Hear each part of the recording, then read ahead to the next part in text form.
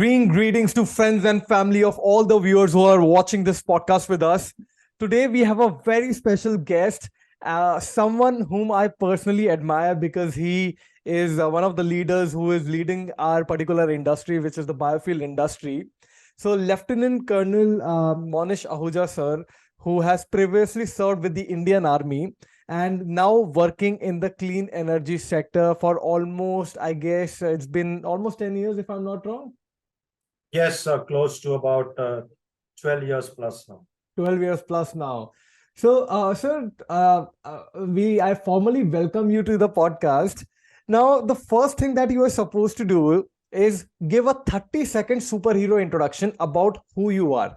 So, 30 seconds that describe Lieutenant Colonel Monish Ahuja. So, please. So thanks, Shrey, for inviting me for this. Very warm good morning to all your podcast viewers.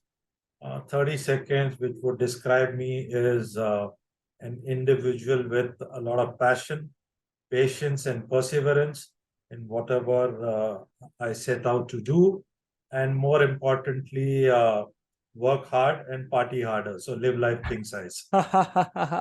That's really amazing, sir. In fact, one of the things that really got me curious was what was that point when you decided to finally probably take a voluntary retirement from the services and pursue your career in this particular sector. So we'll start with this particular question and then we'll follow the format. So I'm really curious Sure. about that part. So I'm from the core of electronic and mechanical engineers.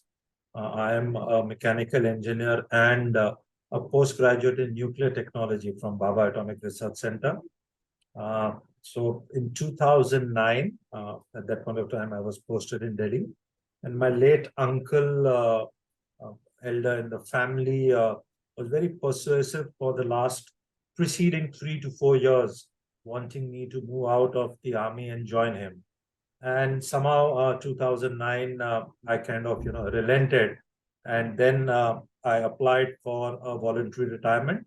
And through the process, finally in April 2010, I got my release from the Indian Army, and I joined my late uncle at that point of time in the biomass sector. So it was about wanting to do something new. It was about, looking at challenges to come about.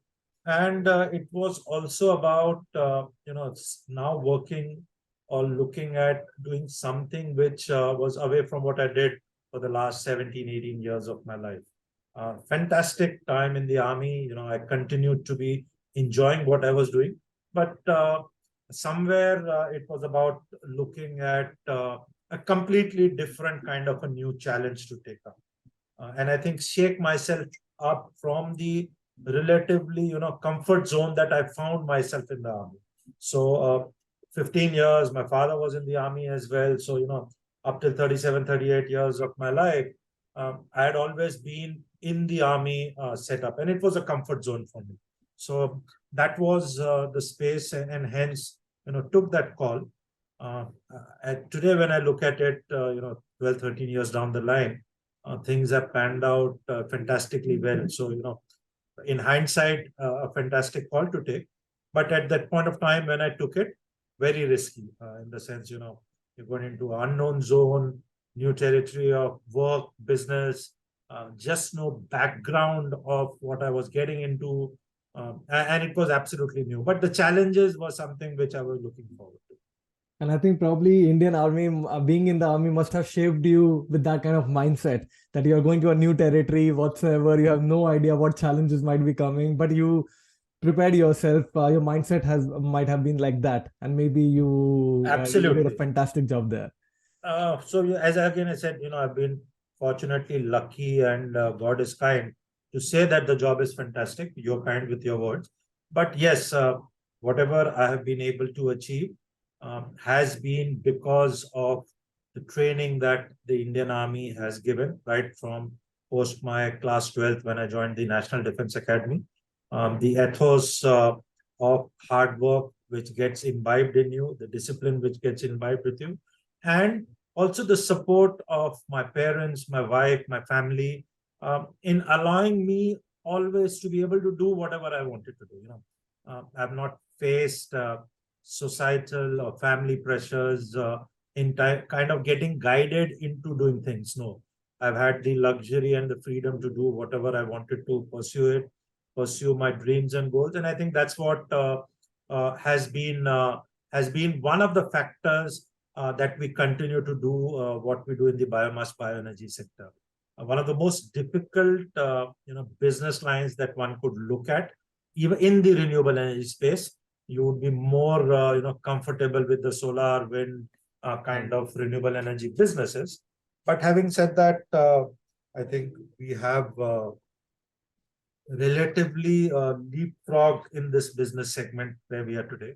Biomass bioenergy is the flavor within India and globally as well, and we find ourselves in a sweet spot of kind of being market leaders or market makers in what we do. So no complaints at all, Shrey. I think couldn't be a better space to be in. Sir, I had two very beautiful takeaways from the entire story which you mentioned.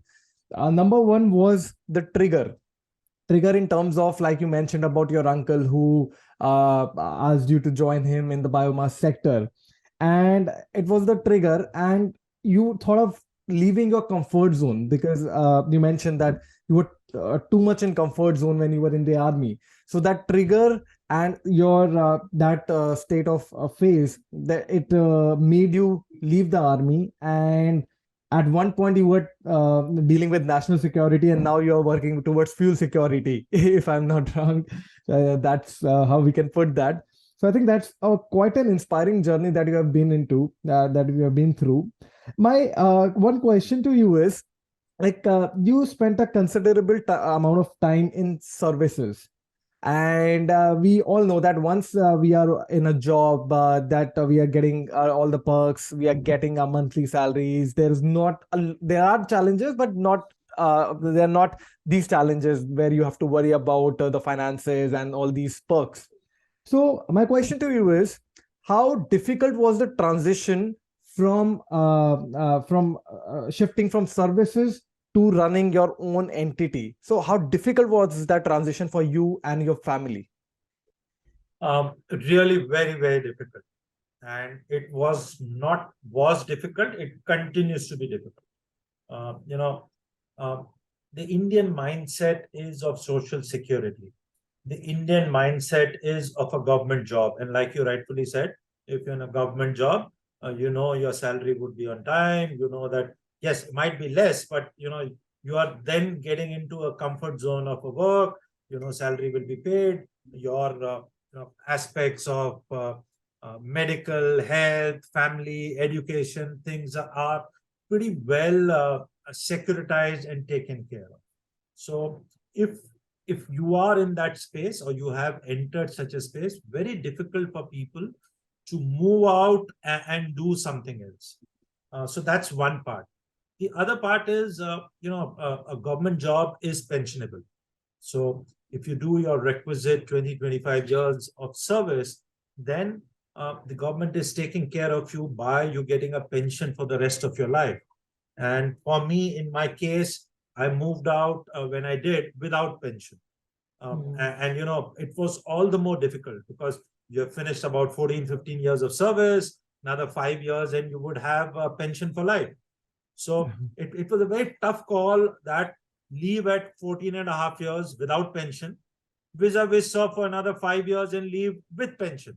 And when I weighed the pros and cons, I spoke to my wife and I said, see, if I work for another 6 years in the army, we will get pension and some social security for life.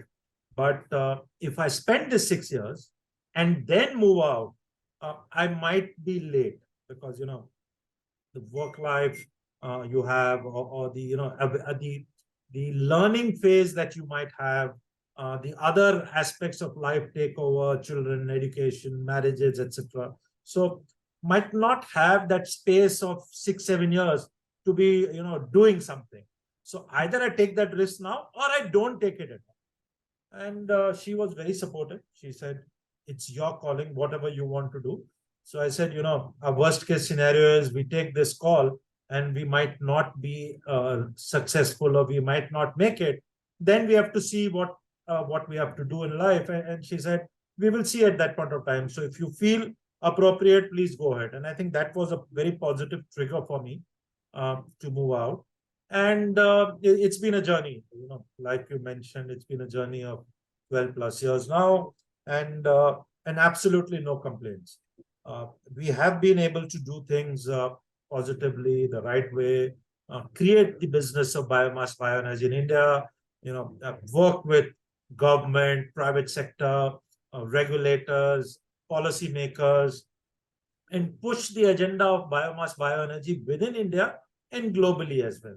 And this has been tough.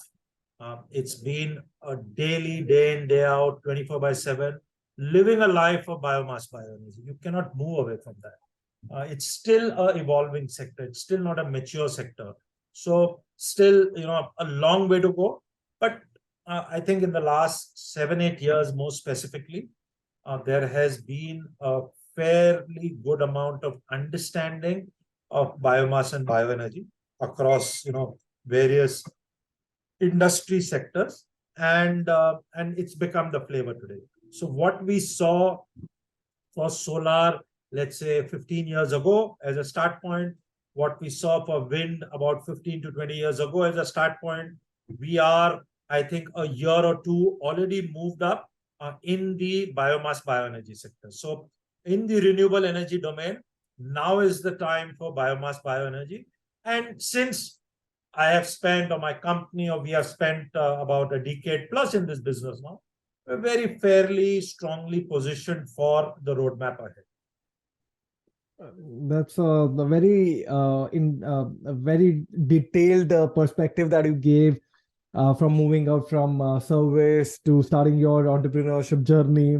One thing that I would really like to highlight to the audience, one takeaway, if you have to take from the entire thing which Sir said, and that was the opportunity cost.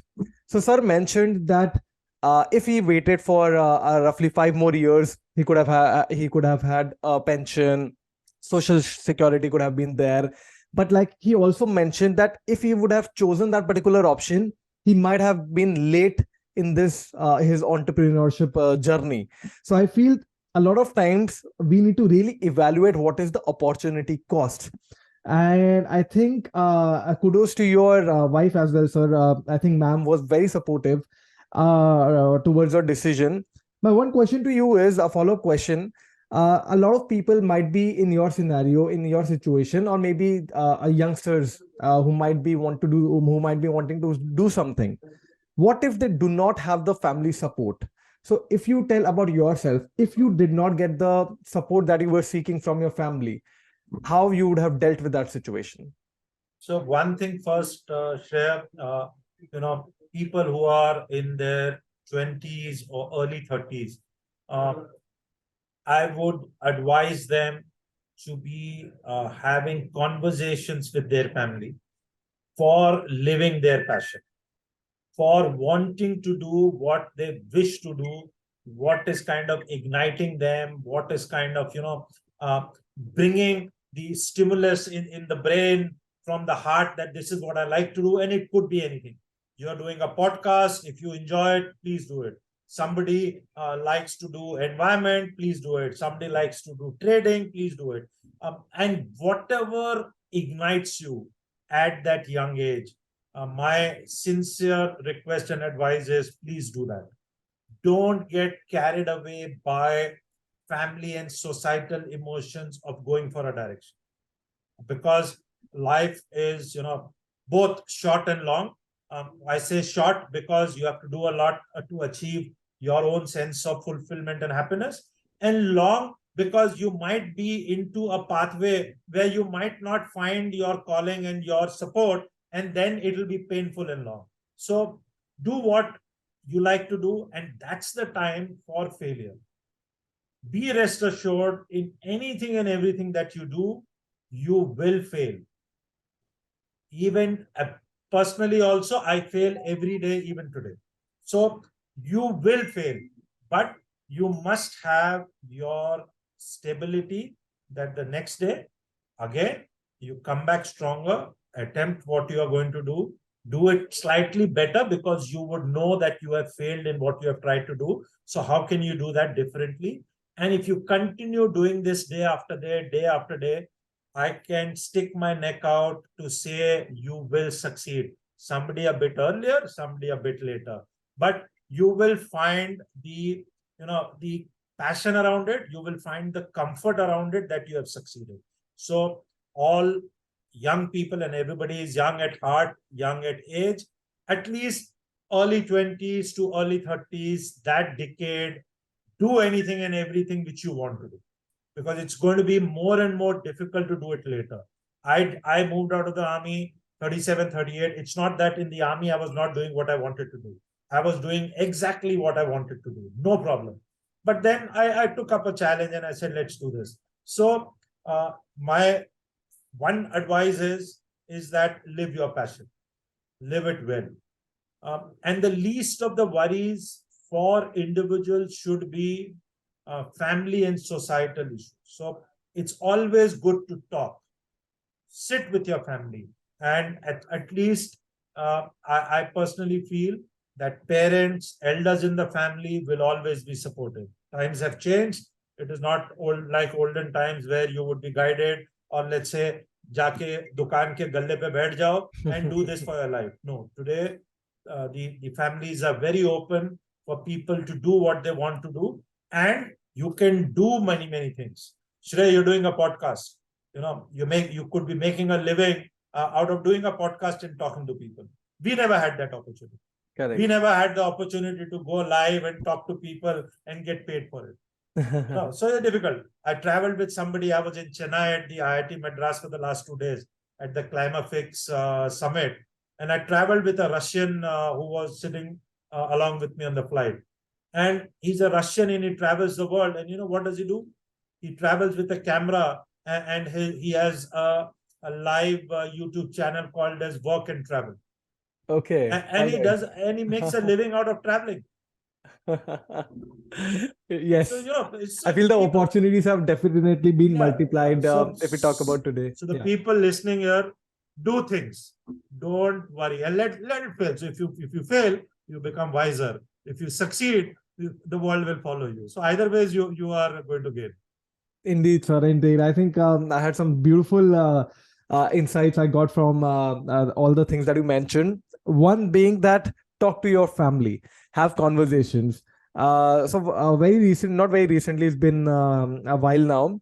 So, what started happening in our family that whenever we were having dinner, my brother was going away. He's having his dinner in his room. I was having dinner in my room. My parents were having dinner in their room. But during COVID, in fact, we made a rule that dinner we'll be having, all of us will be having together. We'll either watch some series or we'll pick a topic and we'll talk on that. And I come from a very, fortunately, I come from a very chill family. So my parents are very cool and very chill. But yes, I feel that son made a very important point that have conversations with your family. So coming to one point which I had, which you mentioned about following your passion. But when you were shifting from your services to the biomass sector, at that point, what do you think? Were you moving out of passion? Was biomass your passion, or what was it? How did you discover your passion? Because it was not my passion. It is now my passion, yes. But at that point of time, it was about the opportunity to do something new, opportunity to look at business, opportunity to be able to work along with my late uncle, and also move out of a comfort zone, like I mentioned to you. Within the army, and now I was doing fantastically well. I was very confident that if I continue this way, maybe the future ranks would definitely be available. But I would continue to be doing what I was doing, and maybe the next 10, 15 years that I would have served. On a personal front, I would be in the same space of work. The work would not challenge me as much as I would want it to challenge me, right?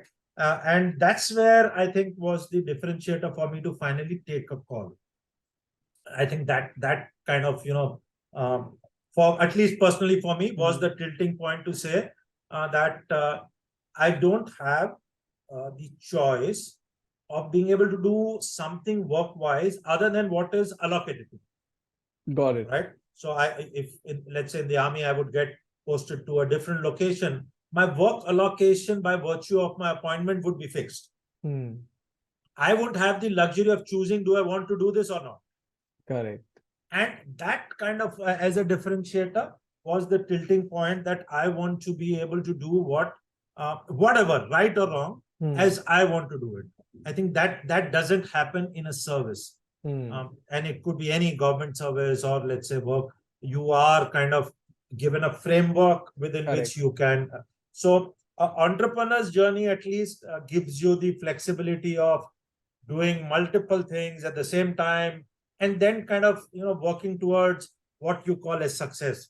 It's a different parameter because everybody has a different parameter of success, but the satisfaction, if it comes, is good. Correct.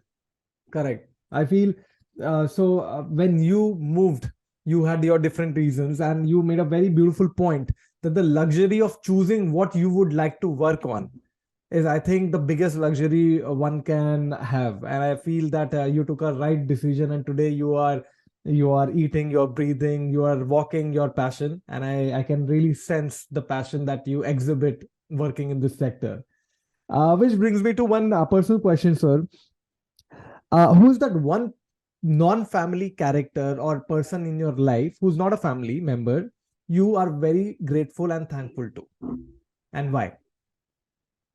So I'm very grateful and thankful, one, to my late uncle, because he kind of gave me the opportunity to come out, but his family is one gentleman by the name of Mr. P.N. Devarajan. Mr. P.N. Devarajan was late Mr. P.N. Devarajan was the doyen of Indian industry. And if you Google his name also, Shrey, he was the group president Reliance with Mr. Dhirubhai Ambani. Oh, okay. He's the person who built the 60 million metric tons per annum Reliance refinery. He's the person who chose the location with Mr. Dhirubhai Ambani. He was the first chairman managing director of HOC, Hindustan Organic Chemicals. He was the chairman, Indian Oil Corporation, for one day, appointed by Indira Gandhi ji as the chairman. And at the end of the day, he resigned because the number two who was there said, I maybe would have been sitting on that chair if you were not appointed. And in the evening, he sat on the chair for one day, and evening he resigned. He said, you sit on the chair, it's your chair. So a person of that stature and caliber. He was group president SR. He was chairman Bank of Baroda. He was on the board of governors of RBI for a period of 10 years. And, there is so on and so forth history. But a philanthropist in life, when his career finished, he renounced everything. He used to live in an ashram. Those ashrams still run in South India. There are 5-6 of them called as Shiva Shakti Ashram, where, destitute people, challenged children, all of it was funded by him. From whatever he would do, he would kind of support the children, and that still continues to happen. So Mr. Devarajan, he was a friend with my uncle, and that's where I got the opportunity to meet him, was my mentor. And I used to have conversations with him, which were, let's say, once in a fortnight. We would have a 2-hour, 3-hour interaction and conversation.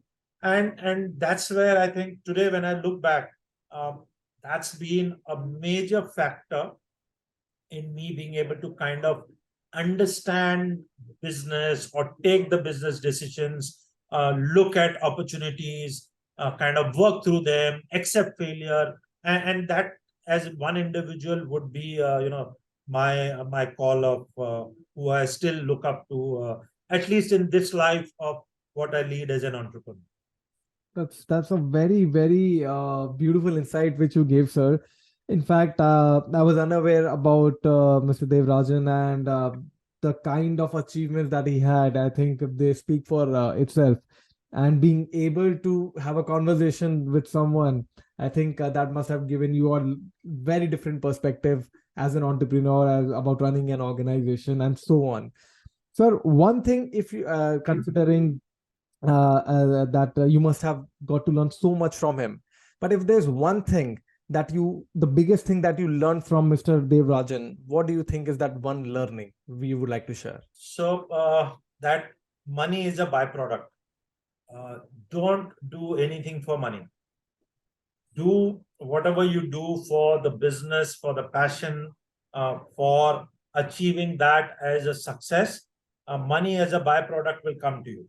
It's not that you don't need that money. You should need it. You should utilize it. You should deploy it. But it is about not doing work for money, but money to be one of the requirements to do business. So, more importantly, it is about people, the team, the business, the process, the understanding, the improvement. And one of the part there is the money, right? So it'll come along. And when I say it'll come along, it'll not come to you. You'll have to kind of do things to be able to get that capital, formal, informal, get banks on board, get equity on board, working capital, and so on and so forth. But it's a byproduct of what you do. Correct. It'll not come first. It'll come subsequent. And hence, do your bit and work towards, that money also to be available. So that's one thing which stays with me. Don't do anything for money. Do something which you like to do. And then money is an enabler which you have to find in the process. Correct, sir. And in fact, like you mentioned, that towards the end of his life, he renounced everything and he was living in the ashram. So, a person of that stature, I mean, it's a very deep conversation which we just had, and I think I had a very great insight about the entire thing which you mentioned. So, coming to the final section of the podcast, where we'll be talking a little bit about the biofuel sector. Since you come from the sector, you have been working in the sector for quite a while, and you are leading the confederation. So, if a layman who's watching this particular podcast, he or she who's not very much aware about what the biofuel industry is, so would you like to give a glance of the biofuel industry, that how the biofuel industry in India will look like in the next 10 years? People who want to get jobs in this sector, people who might be wanting to pursue entrepreneurship in this sector, what does biofuel sector has in for India in for the next 10 years? Sure. So fantastic question, Shrey. I think so. When you talk about biomass to bioenergy or biofuels, it's about energy in all forms. So let's take the example of what we do in terms of electricity, or where India is growing today at 125 gigawatt with a target of 500 gigawatt. But that gigawatt electric, and that means one segment of the energy is electricity.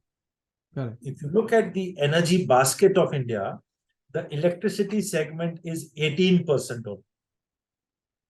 And hence, even if we are talking about 500 gigawatt electric from renewable energy, we would still be catering to the 18 to 22% of the energy basket. Wow. Now, if you look at biomass, biofuel, bioenergy, you are part of that 18 to 20% of the energy. But more importantly, you are part of the 82% of the energy basket, which is not going to get addressed from that 500 gigawatt in India or the electricity market, but we'll need other things. So when you talk about biofuels or when we talk about bioenergy, it means we can do electricity. It means we can do thermal heating cooling. It means we can do replacement of fossil fuel for industrial boilers. So you replace LDO, furnace oil, natural gas, petcoke, coal, etc. It means you can take the carbon value of that biomass to gaseous biofuel, so renewable natural gas or compressed biogas or bio-CNG. You can take that carbon atom to liquid biofuels, so you can do ethanol, first generation, second generation, third generation. You can do biodiesel. You can do sustainable aviation fuel. You can do what is called as drop-in fuel, which is BS6 standard of petrol, diesel, aviation fuel. And hence, you are actually now going to be in the entire segment of biofuels, bioenergy, which has the potential to replace the crude and the coal economy, which is all over the world, the energy part. So just look at the analogy. What do? We go below the Earth's crust, into oceans, into coal mines, and what do? We bring out carbon atom, either in the form of crude or in the form of coal and various forms of coal. And what is it? It is carbon atom with atmospheric impurities. So you have nitrogens, oxides, etc., which over centuries have been in this form. And we bring it out. We then put it into use for conversion to various other products and forms, either in a refinery or burning it or working with it. For what? For the carbon atom. And now we put this carbon, which the Earth as a sink has captured, back into the atmosphere, which is causing what? Which is causing global warming, greenhouse gases emission, and all the problems that the entire world is today in. Now look at the counter situation. Look at biomass. And biomass in all forms. What does it do?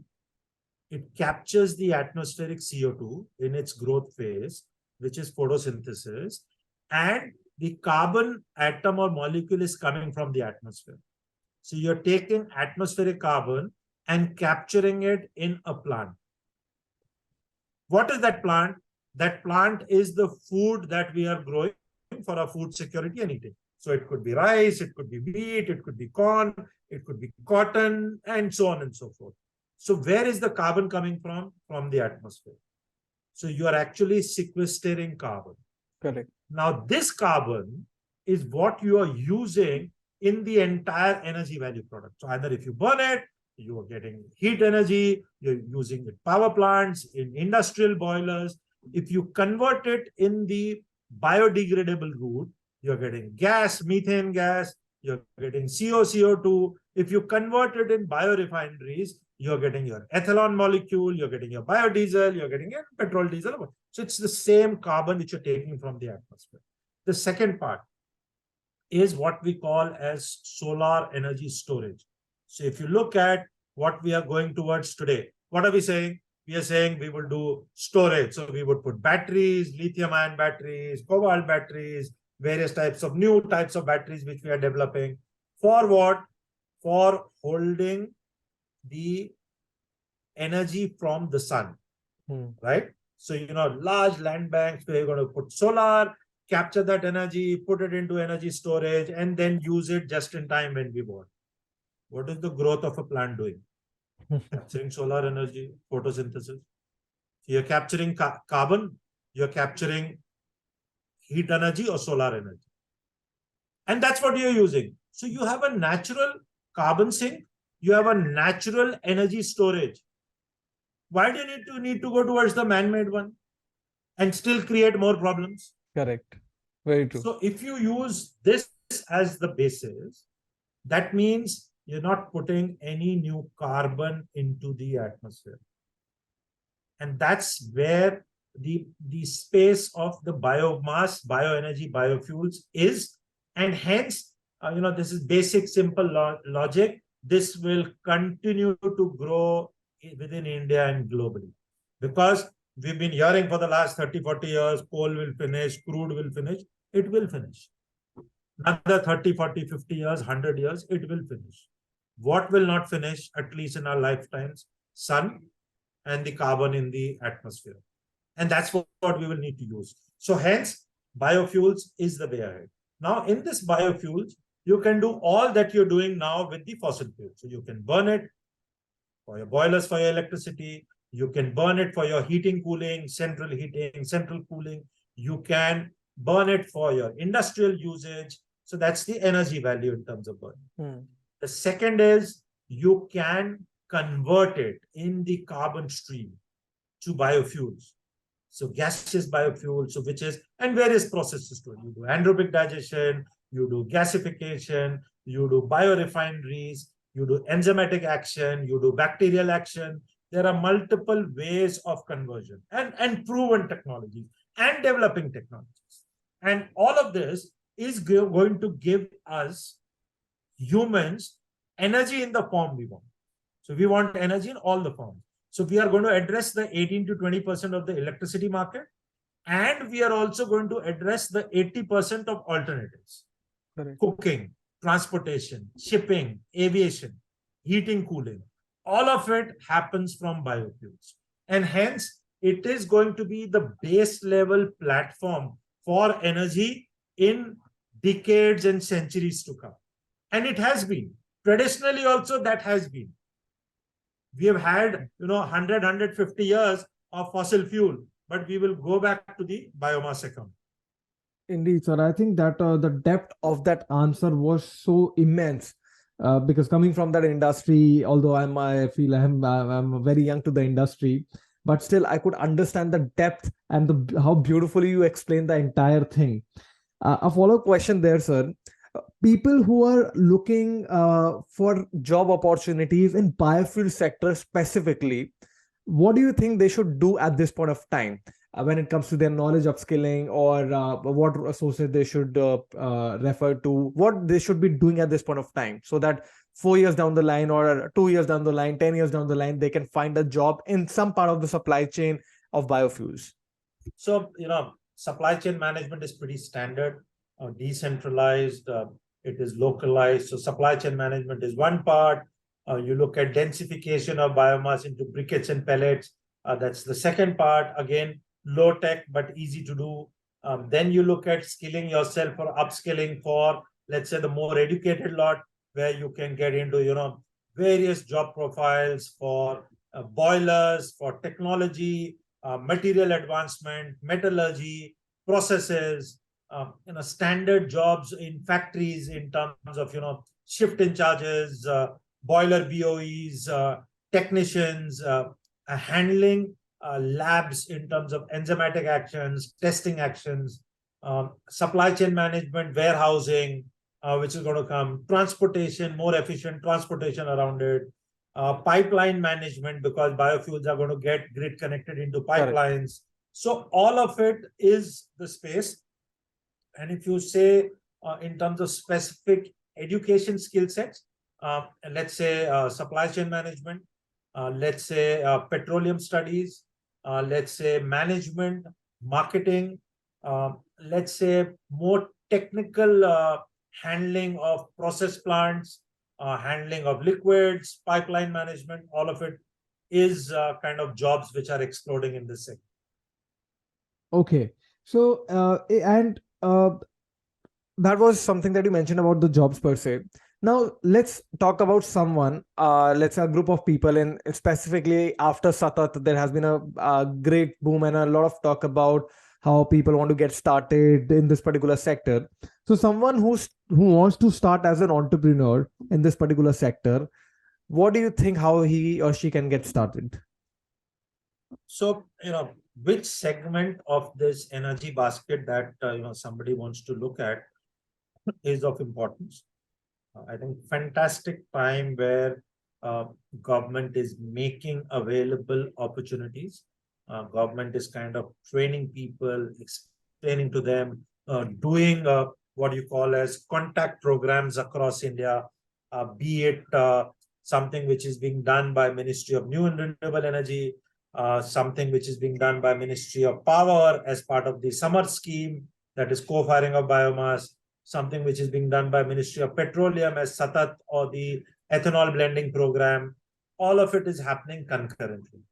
And hence, it's a space for new generation entrepreneurship to come up. And this entrepreneurship is actually going to come up from rural to urban India. It's the first time that if you are going to look at entrepreneurship in the bioenergy sector, you will be looking at rural entrepreneurship, not urban entrepreneurship, because the feedstock or the availability is more rural. And hence, this is the time for tier 2, tier 3 cities, individuals there, people there to get into entrepreneurship. This is also the time where you can start small, but you can go really big because the demand is such. Government is supporting entrepreneurship. Government is supporting, new companies to get formed. Government is supporting various, Startup India, Atmanirbhar Bharat, all of it, wherein there are available spaces for everybody to look at. And depending on the ability to take risk, such type of entrepreneurship journey should be started. Again, amazing time for women entrepreneurs, women in energy, women entrepreneurs. Government has put multiple such spaces and schemes for women entrepreneurship to come. So if you are able to do that in rural part, sone pe suhaga, all the more better. MSME sector, again, huge push. So look at or study various government supportive schemes and then start on your entrepreneurship journey. And any of the segments you want to look at in the entire energy basket. Sir, talking about, you mentioned about the government schemes and policies that government has been pushing this particular industry a lot. So what do you think are the most favorable policies that one should check out if he or she is getting to get started in this particular sector? So what have been the most beneficial policies? In fact, just last week, there has been a conference about the same. So look at various schemes, both in the central government and state government. And more specifically in this sector, look at the support that you can get from the Agriculture Ministry, the Rural Development Ministry, the Ministry of New and Renewable Energy, Ministry of Power, Ministry of Petroleum, and MSME Ministry. Each of these ministries has a lot of favorable schemes available for entrepreneurship. And while these are central, the corresponding state ministries also have these schemes available. So, what is the best fit of where the projects or the type of bioenergy, biofuel projects that can get positioned? One must study all of these and then look at that best fit positioning for a particular project or entrepreneurship to start. And also don't have a mindset of a one project. Have a mindset of what you're going to do over the next 15, 20 years. But plan for the next, let's say, 1, 2, 3 years. But have a roadmap of a passion for the next 10, 15, 20 years, because that's how you would need to grow. Correct. So all these, specific ministries that I have mentioned, there are a whole lot of, opportunities available in all these sectors. Very rightly mentioned, sir. Sir, my last three questions, and then we'll put a stop to this particular session, although the session has been very insightful. So my last final three questions to you. Number one, let's say if someone is planning to get started in this industry, how your organization can help with the feedstock. Do you think your organization is open to such collaborations where you can help these entrepreneurs who are operating their own biorefinery can collaborate for the feedstock or some other kind of support? So we are supporting the initial value-added supply chain management in two spaces. One is the village level entrepreneurs, who we support with equipment, training, finance, to be able to aggregate the feedstock and bring it to warehousing or depot. That's the first space of support, which my organization PRESPL does, as is more than willing to do. Also in market finding. So ultimately, if you're going to aggregate biomass as feedstock, you need to find a market to sell it. So we are also enabling and supporting market for such village level entrepreneurs. And PRESPL in itself is also one of the markets of it. The second part is, if you look at the value chain, densification of biomass. And that's where now you need to set up industrial plants in rural parts. And we are supporting there with both technical and financial know-how for projects to get set up in rural India. And this is where we call them as channel partners. So we support such channel partners, and also we underwrite their marketing and their produce sale. Hence, they can focus on setting up such industry and doing it. They're free to and to sell the produce themselves as well. So this is on the first two parts of the value chain. Specifically on the biofuel side, so be it CBG plants or be it ethanol plants, these are larger capital investment projects, and we are very good to supply biomass or underwrite the supply of biomass for any or all of these projects. And hence, at least from that part, we de-risk the project for any entrepreneur who's looking at it. Correct. And that's where they can find support and engagement with my organization or organizations like my organization also. And that's where they can engage to understand and build the projects in that format. Correct. Absolutely, sir. I think that is very fair thing that you particularly mentioned, because I feel that one of the biggest challenge when it comes to this industry is feedstock. And the second challenge, which I would like to ask you and rather take your suggestion on, is the bioslurry that is being made. What do you think the provisions have been made by the government to take care of that bioslurry or the biofertilizer that is being out from the plants? So, slightly a space which is yet to get formalized by the government.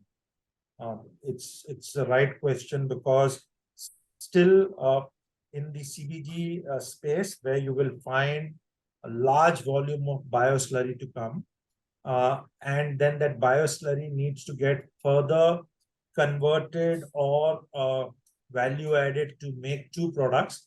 One is the solid biofertilizer, and the second is the liquid biofertilizer. And there is still work in progress which is happening for both these to get recognized formally as fertilizer, one. The second is for both these in terms of product marketing and acceptability to happen. And third is for the standardization of this bioslurry into products. So that's yet not there, but that is work in progress. I think it's consciously known to Ministry of Petroleum, Ministry of Agriculture, Ministry of Fertilizer, and they are working on this space. So if the growth of this segment has to happen, the space of bioslurry management or into product conversion also will need to happen.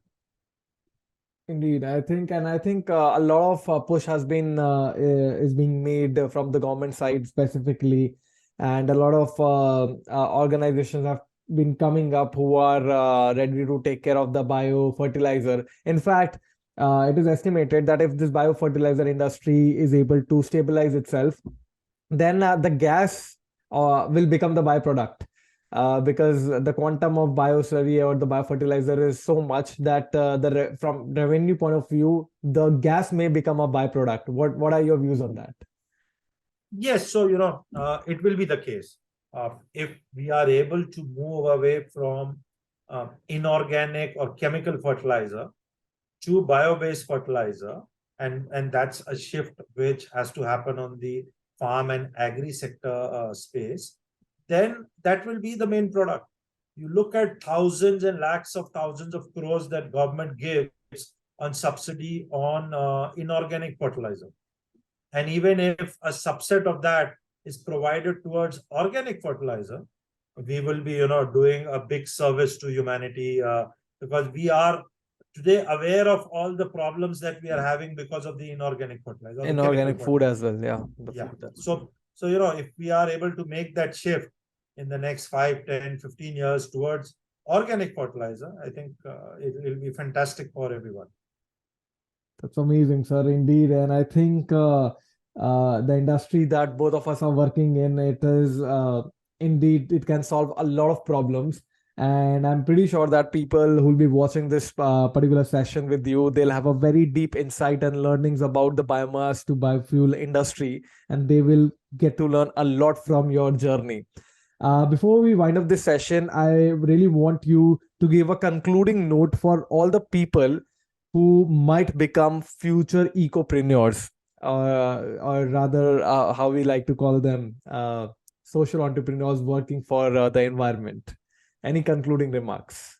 So, if you are able to get motivated to work in this space, in the biofuel, bioenergy sector, you would actually be, the beacons for societal change. One, yes, you would be ecopreneurs, as you call them, Shrey, because you would be doing good for yourselves, for your families, for your community, for the society at large.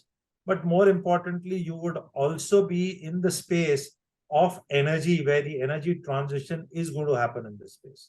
And hence, this is the space which is going to be towards the next, 40, 50 years of the energy transition. So another space here which we didn't mention is biomass to green hydrogen. And again, that's an upcoming sector. Government is already notified in the 5 channels for green hydrogen, biomass to be one of them. And again, we would find green hydrogen from biomass to find a major space. So this is actually the time to look at this business segment, this industry, and wherever you can find your calling and fit in the entire value chain, do so. And you would definitely be available as doing something good, which you will find your own, at the end of the day, you'll feel happy about it, but also more importantly, in a sector which is on the rise and going to remain. Correct, correct. And I think that was a very strong conclusion that you gave for all the people who are trying to get into this sector, who are trying to become ecopreneurs, or rather find a job in this particular sector, that this industry is the industry of future. Rather, I would say that it has come in the present.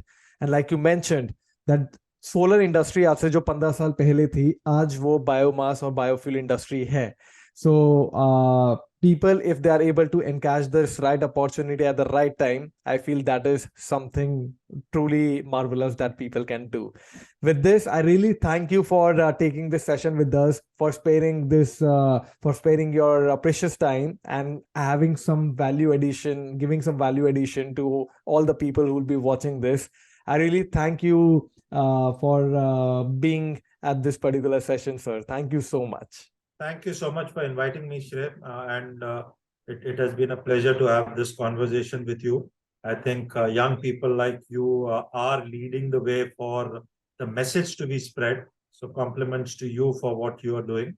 And also, to all the listeners of your podcast, if it kind of inspires even one person, I think this has been worth the hour that we have spent. Thank you so much. Have a good day ahead. Namaskar and Jai Hind. Thank you. Thank you, sir.